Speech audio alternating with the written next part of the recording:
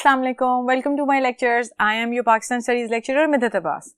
Students, we are doing chapter 2, which is Pakistan Movement and Emergence of Pakistan. चलिए आगे देखते हैं कि क्या हुआ. Okay. So last time हमने लेक्चर में कहाँ छोड़ा था? Where did we leave? Yes, हम डिस्कस कर रहे थे कायदे आज़म के रोल्स या कायदे आज़म की सर्विसेज जो उन्होंने पाकिस्तान के लिए दी after the independence of Pakistan. Now if you recall तो उनकी सर्विसेज में एक बहुत मेजर चीज़ थी और वो मेजर चीज़ थी the first prime minister Liaquat Ali Khan. Liaquat Ali Khan was the first prime minister which was chosen by Qaid-e Azam Muhammad Ali Jinnah to help him and aid him in the progress and development of Pakistan, जो कि पाकिस्तान की तरक्की के लिए मेहनत करेंगे, and who like Qaid-e Azam was also a lawyer.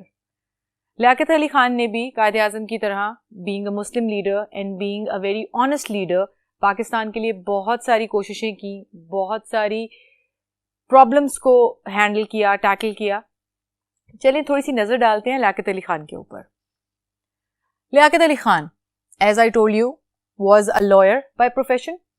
He was also a statesman.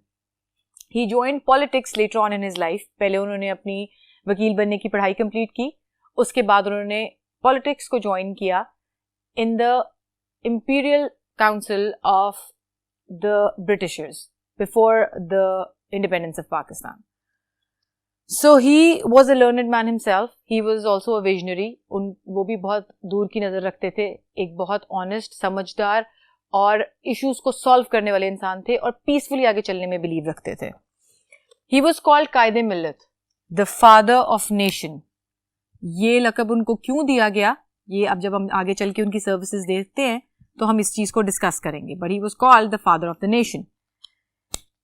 Apart from being the first prime minister of Pakistan, he was also the first finance minister in the interim government. अब जल्दी से याद करके बताइए interim government कब थी? Yes, 1946 में. जब 1946 में इंटरिम गवर्नमेंट बनी थी between Congress and all India Muslim league, तब जो पहला फाइनेंस मिनिस्टर बना था वो थे लियाकत अली खान. आइए अब उनकी सर्विसेज के ऊपर थोड़ी सी नजर डालते हैं. पाकिस्तान जब बनने के बाद प्रॉब्लम्स फेस करनी पड़ी, क्योंकि कोई भी नई ऑर्गेनाइजेशन अगर बने, फॉर एग्जांपल अगर हम लें कि एक नई ऑर्गेनाइजेशन बने तो उसको शुरू में इतनी मुश्किलात का सामना पड़ता है. तो we are talking about a nation, a country which was achieved after so much struggle and after so many lives being taken away. इतनी सारी कुर्बानियों के बाद और इतनी जदोजहद के बाद जो एक कंट्री बना, उसको प्रॉब्लम्स फेस करनी पड़ी. और जैसा कि हमने अपने पिछले लेक्चर्स में ये बात डिस्कस भी की है कि इंडिया ने और कांग्रेस ने और इंडियंस ने पाकिस्तान के लिए मुश्किलें मजीद बढ़ाई. अब पाकिस्तान बन गया तो सबसे पहली प्रॉब्लम जो थी वो थी माइग्रेंट्स की. ये हम पूरी डिटेल में प्रॉब्लम्स डिस्कस कर चुके हैं पिछले लेक्चर्स में. आप स्टिल करके वापस जाकर उनको भी एक नज़र देख सकते हैं, just to recall. But yes, सबसे पहली प्रॉब्लम थी माइग्रेंट्स की, सेटलमेंट ऑफ द माइग्रेंट्स. अब जिन लोगों को इंडियंस और हिंदूज जो थे वो फोर्स कर रहे थे कि वो इंडिया छोड़ के पाकिस्तान में मूव कर जाएं, उन रेफ्यूजीज को एक्सेप्ट करना, उनको सेटल डाउन करना एक बहुत बड़ी प्रॉब्लम थी, क्योंकि पाकिस्तान के पास तो खुद इंफ्रास्ट्रक्चर और पैसे नहीं थे. तो इस तरह जब लोग आएंगे जिनके पास रहने की जगह नहीं होगी, खाना पीना नहीं होगा, तो उनको हैंडल करना एक मरहला था. लेकिन कायदे आज़म का साथ दिया लियाकत अली खान ने और लोगों की तरह, और उन्होंने ये प्रॉब्लम सॉल्व की. उन्होंने कैंप सेटअप किए, उन्होंने कमिटीज बनाई जिन्होंने इन चीज़ों को डील किया. फिर आए हिंदू मुस्लिम राइट्स, वो राइट्स जो इस इशू के बाद स्टार्ट हुए, जिसमें मुसलमानों को फोर्सबली जोर ज़बरदस्ती से पाकिस्तान भेजा गया. अब इन राइट्स के लिए लियाकत अली खान ने जवाहरलाल नेहरू के साथ बॉर्डर विजिट किया और वहाँ पे इस चीज़ के बारे में बात की कि इस हंगामे को, इस ब्लड शेड को, इस खून खराबे को रोका जाए. ये इंसानियत के अगेंस्ट है. और यस, इस कदम के साथ उन्होंने इस चीज़ को भी सॉर्ट आउट किया. जैसे जैसे प्रॉब्लम बढ़ती गई वैसे वैसे कायदे आज़म के साथ कदम से कदम मिलाते हुए लियाकत अली खान ने वो प्रॉब्लम सॉल्व की. Restoration of economic life. अब इकोनॉमी, मईशत, पैसा, वो सबसे बड़ा इशू था पाकिस्तान के लिए. नया कंट्री है, सब कुछ सेटअप करना पड़ेगा, जीरो से स्टार्ट करना पड़ेगा, कॉन्स्टिट्यूशन बनानी पड़ेगी, गवर्नमेंट बनानी पड़ेगी, दफ्तर बनाने पड़ेंगे, अपनी इंडस्ट्रीज बनानी पड़ेंगी, इकोनॉमी को बेहतर करने के लिए बहुत कुछ करना पड़ेगा. और उसके लिए لیاقت علی خان نے بہت سارے قدم اٹھائے. انہوں نے کمیٹیز بنائی. جو پرابلم تھی کہ گورنمنٹ آفیشلز نہیں آ رہے تھے قائد اعظم کے ساتھ مل کے, جب انہوں نے اس کو سالو کیا, جب وہ آفیشلز آئے ان کی سیٹلمنٹ میں انہوں نے ہیلپ کی. پھر آئی فارمیشن آف ایڈمنسٹریٹو اسٹرکچر.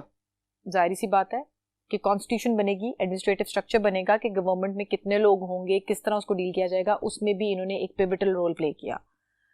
پھر کشمیر ایشو, انڈین کانسپریسیز, ان چیزوں کو وہ ساتھ ساتھ لے کے چل رہے تھے اور ان سے ڈیل کر رہے تھے تاکہ نئے پاکستان کو ان سب چیزوں سے بچایا جا سکے اور ترقی کی طرف ایک نئی راہ پہ ڈالا جا سکے.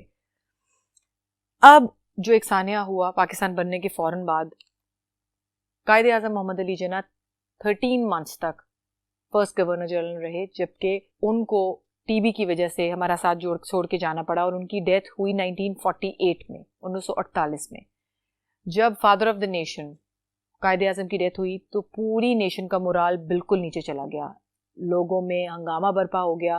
ان کو اب یہ سمجھ نہیں آ رہی تھی کہ اب ہمارے ملک کو آگے لے کے کون چلے گا. ایسے وقت میں لیاقت علی خان آگے بڑھے, بیکاز وہ پرائم منسٹر تھے. انہوں نے ملک کی بھاگ دوڑ سنبھالی اور لوگوں کو, نیشن کو انہوں نے تسلی دی کہ ہم ابھی بھی آگے بڑھ سکتے ہیں, اور وہ آگے بڑھے. After the death of Qaid Azam, he lifted the morale of the nation and stood strong and tall against the conspiracies. اب جہاں قائد اعظم کی ڈیتھ کے بعد انڈین اور ہندوز تو پہلے ہی پرابلمس کریٹ کر رہے تھے, جب ان کو یہ اور ایک مزید موقع ملا انہوں نے مزید پرابلمس کریٹ کرنے کی, کانسپریسیز کرنے کی, سازشیں کرنے کی اپنی جو طرح تھی وہ جاری رکھی. لیکن لیاقت علی خان نے ان سب چیزوں کو ہینڈل کیا, کیٹر کیا, اور پاکستان کو وہ مزید آگے لے کے چلے. اس کے لیے اکنامک ڈیولپمنٹ سب سے پہلا قدم تھا کہ پاکستان کو معاشی طور پہ آگے بڑھایا جائے. تو people were encourage to buy Pakistani products.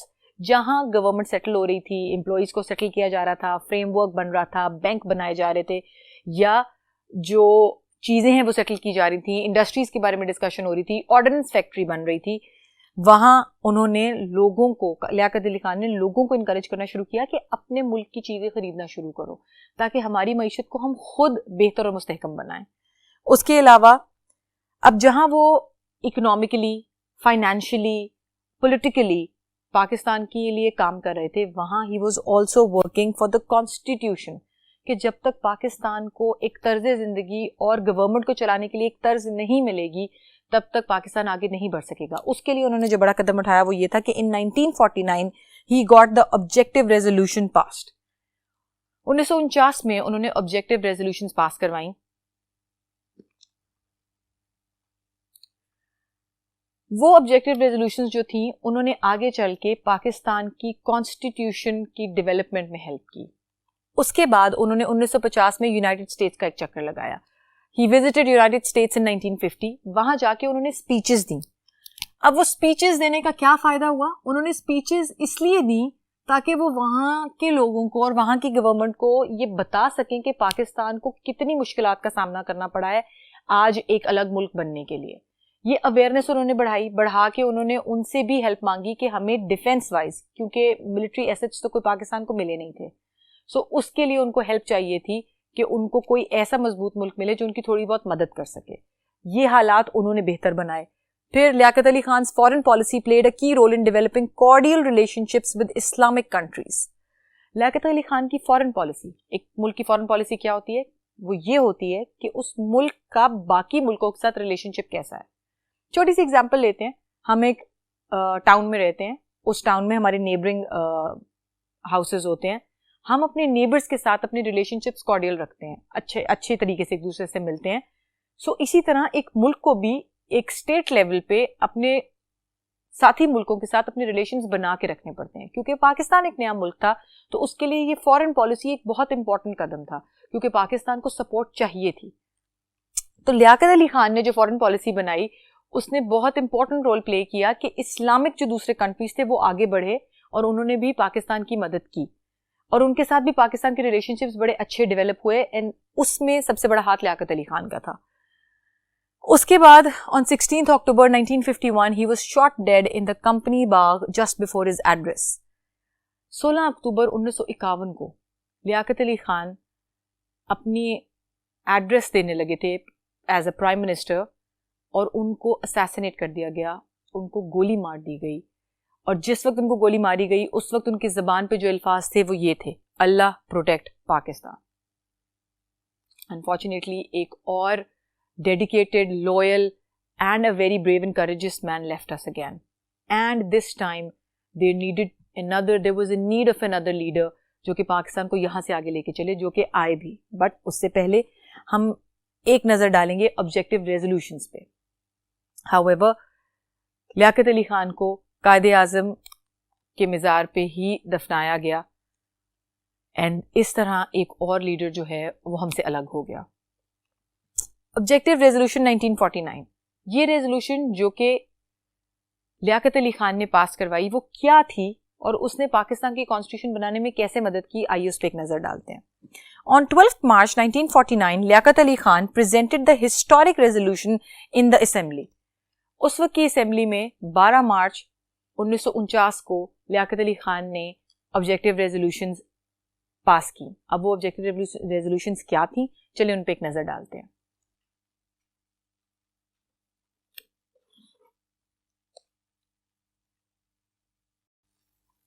Okay, جو مین فیچرز تھے آبجیکٹیو ریزولوشنز کے وہ کچھ یوں تھے. سب سے پہلا تھا sovereignty of Allah Almighty. Objective resolution categorically states that sovereignty all over the universe belongs to Almighty Allah. Power is a trust with the people and it is to be exercised within the prescribed limits by the elected representatives of the people. اب اس resolution کے through یہ کہا گیا کہ سب کچھ, یہ universe, ہمارے ارد گرد جتنا کچھ ہے وہ سب کچھ اللہ سے بلانگ کرتا ہے, اور جو ایبسولوٹ پاور ہے وہ صرف اللہ کی ہے. اور پاور کو ایک ٹرسٹ بھی کہا جاتا ہے, ایک اعتبار بھی کہا جاتا ہے, جو کہ لوگ جو اپنا لیڈر چوز کرتے ہیں اس کے اندر پلیس کرتے ہیں تاکہ وہ اپنے لوگوں کے کام آ سکے اور ان کے لیے بہتر چیزیں پرووائڈ کر سکے. Second one, follow the Islamic values. Objective resolution has laid down that in Pakistan, Islamic values like democracy, equality, fraternity, freedom of expression, tolerance and social justice would be exercised. اب جو بھی constitution بنے گی وہ Islamic values کو follow کرے گی. اب وہ ویلیوز کیا ہیں؟ ڈیموکریسی, کہ لوگوں کو اپنا لیڈر چننے کی آزادی ہے. ایکوالٹی, برابری. فریٹرنیٹی, کہ ہم لوگ ایک فیملی ہیں اور آگے ایک دوسرے کے ساتھ مل کے ہی موو کرتے ہیں. فریڈم آف ایکسپریشن, ہر ایک کو اپنی بات کہنے کی آزادی ہوگی. ٹالرنس, برداشت. اینڈ سوشل جسٹس, کہ انصاف ملے گا سوشلی بھی لوگوں کو. مطلب ان آل, ہر طریقے سے جو سٹیزنز ہیں پاکستان کے, ان کے ہر طرح کے رائٹس کو سیف گارڈ کیا جائے گا, پروٹیکٹ کیا جائے گا. وہ ریلیجس ہوں, وہ سوشل ہوں, وہ کلچر ہو, وہ بات کہنے کی آزادی ہو, وہ چاہے کچھ بھی ہو. Third is Islamic way of life. It was affirmed that an adequate environment would be provided to enable the Muslims to lead their individual and collective lives according to the basic principles of Islam. یہ ensure کیا جائے گا کہ جو citizens ہیں وہ اسلام کے accordingly اپنی زندگی گزاریں گے اور اسلامک لائف سٹائل سے گزاریں گے, اور وہ بیسک پرنسپلز آف اسلام کو فالو کریں گے, جیسا کہ ابھی ہم نے اوپر ڈسکس کیا کہ برابری ہوگی, ہر ایک کے فرائض اور حقوق کا خیال رکھا جائے گا. Fourth is protection of minorities. All the minorities living in Pakistan shall be fully free to lead their lives according to the basic principles of their religions and beliefs. اب یہ جو ریزولوشن تھے یہ صرف مسلمانوں کے لیے نہیں تھے, کیونکہ پاکستان جب بنا تو مسلم میجورٹی ایریاز جو ہیں وہ اکٹھے کیے گئے تھے, لیکن اس کا ہرگز مطلب یہ نہیں تھا کہ ان میجورٹی ایریاز میں کوئی مائنورٹی نہیں تھی یا کوئی اور ریلیجن کو فالو کرنے والا نہیں تھا. دو ان کو یہ آزادی دی گئی کہ دے are free to exercise and live their lives according to their religions and their belief. وہ اپنے مذہب کے اور اپنے خیالات کے accordingly زندگی گزار سکتے ہیں پاکستان کے اندر رہتے ہوئے بھی. Then fifth one is provision of fundamental rights. All citizens of Pakistan shall be guaranteed fundamental rights without making any discrimination on the basis of racial, political, economic or religious prejudices. کہ جو پاکستان کے citizens ہیں irrespective اس چیز کو ignore کرتے ہوئے کہ وہ جس بھی ریلیجن سے بلانگ کرتے ہیں ان کے ہر طرح کے رائٹس کو پروٹیکٹ کیا جائے گا. پلس کوئی بھی ریشل, کہ ہم کسی بھی پولیٹیکل بیسس پہ, اکنامک بیسس پہ, ریشل بیسس پہ ان کے درمیان کوئی بھی فرق نہیں کریں گے. Sixth is federal form of government. It was specifically mentioned in Objectives Resolution that Pakistan shall have a federal democratic structure and its system shall be administered through the elected representatives of the people. اب government کی جو form ہوگی وہ federal ہوگی کہ مطلب ایک central government ہے, اس کے انڈر پروونشل گورنمنٹس ہیں, اور اس سسٹم کا جو بھی ہیڈ ہوگا اس کو لوگ خود الیکٹ کریں گے. 7th, development of backward areas. It was stressed in the objectives resolution that requisite efforts shall be made for the development of backward and remote areas to bring them at par with developed areas. اب جو areas developed ہیں وہ تو تھے, لیکن اس resolution میں یہ بھی کہا گیا کہ جو ایریاز ڈیولپ نہیں ہیں ان کے اوپر اسپیشل اٹینشن دی جائے گی, اور ان کو ڈیولپ کرنے کے لیے اسپیشل میجرز یا اسپیشل چیزیں بھی کی جائیں گی. مطلب یہ آبجیکٹو ریزولوشن کسی بھی طرح سے, کسی بھی ایسپیکٹ سے, کسی بھی چیز کو پیچھے نہیں چھوڑ رہے تھے. اگر مذہب کو دیکھا جائے تو مسلمانوں کے ساتھ باقی مذہبوں کا بھی خیال رکھا گیا تھا. اگر دیکھا جائے گورنمنٹ کے حساب سے تو ڈیولپمنٹ آف گورنمنٹ اور اسٹرکچر کے ساتھ ساتھ جو ریپرزینٹیٹیو تھا, جو ہمارا لیڈر تھا, جو ہیڈ آف دا گورنمنٹ تھا, اس کو لوگ خود چوز کریں گے. پلس جو ایریاز ڈیولپڈ ہیں ان کی تو ترقی ہوئی ہے, وہ آگے مزید بھی ہوگی, لیکن جو نہیں ڈیولپڈ ان کے بارے میں بھی کام کیا جائے گا. اس کے بعد 8 تھا independence of judiciary. It was affirmed in the objectives resolution that judiciary shall be free from all pressures and would work independently. کہ جو بھی کام چل رہا ہے اس میں کسی بھی قسم کا دباؤ نہیں ہوگا گورنمنٹ کے اوپر, گورنمنٹ آفیشلز کے اوپر. جو بھی ڈیسیجنز لیے جائیں گے وہ کسی دباؤ میں آ کے نہیں, انصاف کے حساب سے لیے جائیں گے. 9th, Urdu as national language. It was made clear that Urdu shall be the national language of Pakistan. Urdu کو پاکستان کی نیشنل لینگویج بنا دیا گیا. اب آپ اگر غور سے ان آبجیکٹو ریزولوشنس کو اینالائز کرو تو آج تک یہ کسی نہ کسی فارم میں, کسی نہ کسی طریقے سے ہماری گورنمنٹ, ہماری کانسٹیٹیوشن میں انکارپوریٹڈ ہیں, اس کا حصہ ہیں. اردو آج بھی ہماری نیشنل لینگویج ہے, فیڈرل فارم آف گورنمنٹ ہم آج بھی فالو کرتے ہیں, مائنورٹیز کے رائٹس کو سیف گارڈ کیا جاتا ہے, جو فیصلے ہیں وہ انصاف کے اکارڈنگلی لیے جاتے ہیں. So yes, these were the perfect framework for the development of the constitution. اور اس کا جو کریڈٹ ہے وہ لیاقت علی خان کو جاتا ہے. اب دیکھتے ہیں کہ ان آبجیکٹو ریزولوشن کی کیا امپورٹنس تھی. سب سے پہلی, فارمیشن آف کانسٹیٹیوشن اسٹارٹیڈ. جب یہ آبجیکٹو ریزولوشن پاس کی گئی تو اس کے بعد پاکستان کی کانسٹیٹیوشن کو بنانا شروع کیا گیا. These resolutions formed the basis for constitution making. اور کانسٹیٹیوشن کو ان ریزولوشن کو بیسس بنا کے اس کے اوپر بنایا گیا. These were included as a preamble in all the constitutions of Pakistan. جیسا کہ بھی میں نے آپ سے ڈسکس کیا, یہ ریزولوشنز پاکستان کی ساری کانسٹیٹیوشنز میں ایز اے preamble ایڈڈ ہیں, ایک بیسس فارم کرتے ہیں. یہاں سے آگے پاکستان گورنمنٹ نے کس طرح اپنی پرابلمس کو فیس کیا, لیاقت علی خان کے بعد کس نے ملک کی بھاگ دوڑ سنبھالی, اور کس طرح پاکستان نے ترقی کی, یہ ہم اگلے لیکچرز میں دیکھیں گے. تب تک کے لیے اللہ حافظ.